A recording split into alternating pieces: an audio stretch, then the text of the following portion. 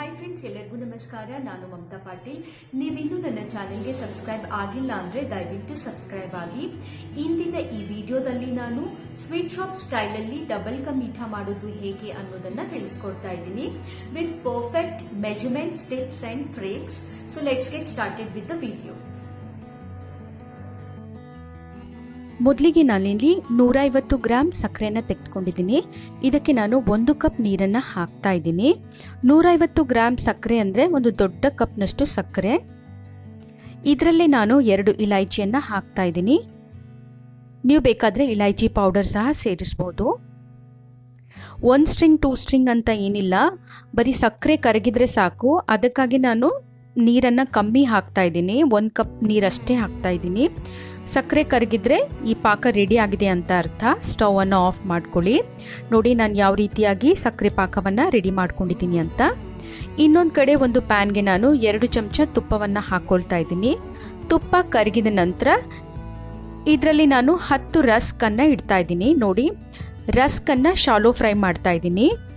ನೀವು ಬ್ರೆಡ್ ತಗೊಂಡ್ರೆ ಅದನ್ನ ತುಪ್ಪದಲ್ಲಿ ಡೀಪ್ ಫ್ರೈ ಮಾಡಬೇಕಾಗುತ್ತೆ, ತುಪ್ಪ ಅಥವಾ ಎಣ್ಣೆಯಲ್ಲಿ.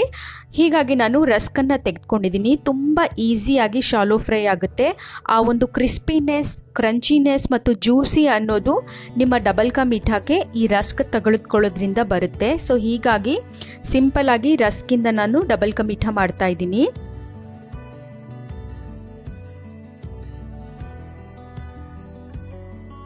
ನೋಡಿ, 2 ಕಡೆ ಕೆಂಪಗೆ ಈ ರೀತಿಯಾಗಿ ರೋಸ್ಟ್ ಮಾಡ್ಕೊಳ್ಬೇಕು, ಅಂದ್ರೆ ಶಾಲೋ ಫ್ರೈ. ನೋಡಿ, 2 ಬದಿಯಲ್ಲಿ ನಾನು ಒಂದ್ ಕಡೆ ಆದ್ಮೇಲೆ ಇನ್ನೊಂದ್ ಕಡೆ ತಿರುಗಿಸಿ 2 ಕಡೆಯಿಂದ ಕೆಂಪಗೆ ಶಾಲೋ ಫ್ರೈ ಮಾಡ್ಕೊಳ್ತಾ ಇದ್ದೀನಿ. ರಸ್ಕ್ ತೆಗೆಳೋದ್ರಿಂದ ನಿಮಗೆ ತುಂಬಾ ಬೇಗನೆ ಈ ಡಬಲ್ ಕಾ ಮೀಠಾ ರೆಡಿ ಆಗುತ್ತೆ. ಬ್ರೆಡ್ ಇಂದ ತುಂಬಾ ಟೈಮ್ ತಗೊಳುತ್ತೆ.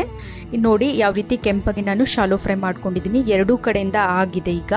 ಈಗ ನಾನು ಸ್ಟವ್ ಅನ್ನು ಆಫ್ ಮಾಡ್ಕೊಳ್ತಾ ಇದ್ದೀನಿ ಮತ್ತು ರಸ್ಕ್ ಕಂಪ್ಲೀಟ್ ಆಗಿ ರೂಮ್ ಟೆಂಪರೇಚರ್ಗೆ ಬರಬೇಕು, ಅಂದ್ರೆ ತಣ್ಣಗಾಗಬೇಕು. ತಣ್ಣಗಾದ್ರೆ ಇನ್ನಷ್ಟು ಕ್ರಿಸ್ಪಿನೆಸ್ ಅನ್ನೋದು ಈ ರಸ್ಕ್ ಅಲ್ಲಿ ಬರುತ್ತೆ. ಬಿಸಿಯಾಗಿರ್ಬೇಕಾದ್ರೆ ಪಾಕದಲ್ಲಿ ಹಾಕಿದ್ರೆ ಅದು ಮೆತ್ತಗಾಗ್ಬಿಡುತ್ತೆ, ತುಂಬಾ ಹಿಟ್ಟಿಟ್ಟಾಗಿರುತ್ತೆ. ಸೊ ಹೀಗಾಗಿ ಕಂಪ್ಲೀಟ್ ಆಗಿ ತಣ್ಣಗಾಗೋವರೆಗೂ ವೇಟ್ ಮಾಡಿ. ಈಗ ರಸ್ಕ್ ತಣ್ಣಗಾಗಿದೆ. ಈಗ ನಾನು ಉಗುರು ಬೆಚ್ಚಗಿನ ಪಾಕದಲ್ಲಿ ಈ ರಸ್ಕ್ ಅನ್ನ ಒಂದೊಂದಾಗಿ ಹಾಕಿ ಮುಳುಗಿಸ್ತಾ ಇದ್ದೀನಿ. ನೋಡಿ, ಈ ರೀತಿಯಾಗಿ ಹಾಕಿ ಒತ್ತಾ ಇದ್ದೀನಿ.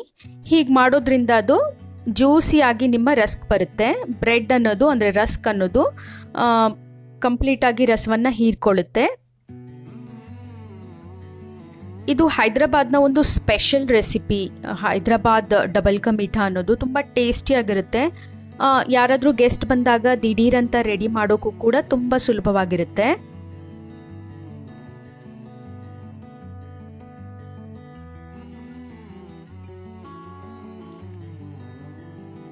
ನೋಡಿ, ನಾನು ಈ ರೀತಿಯಾಗಿ ಎಲ್ಲ ರಸ್ಕ್ ಅನ್ನ ಸಕ್ಕರೆ ಪಾಕದಲ್ಲಿ ಹಾಕೊಂಡಿದ್ದೀನಿ. ಅರ್ಧ ಗಂಟೆ ಇದನ್ನ ನೆನೆಯೋಕೆ ಬಿಡ್ತಾ ಇದ್ದೀನಿ.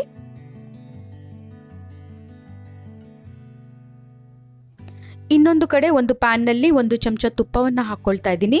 ನೀವು ನಿಮ್ಗೆ ಇಷ್ಟವಾದ ಡ್ರೈ ಫ್ರೂಟ್ಸ್ ಅನ್ನ ತೆಗೆದುಕೊಳ್ಬಹುದು.